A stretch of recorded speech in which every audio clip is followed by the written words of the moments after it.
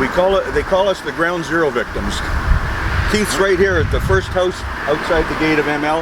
I'm the first house that way, and Mitch is the first house on this side. You've been here how many years?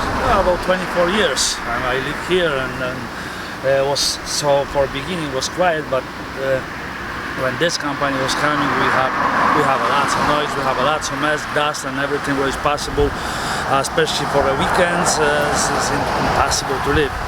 Yes. I've only been here for 1 year. It's impossible to live. Yeah.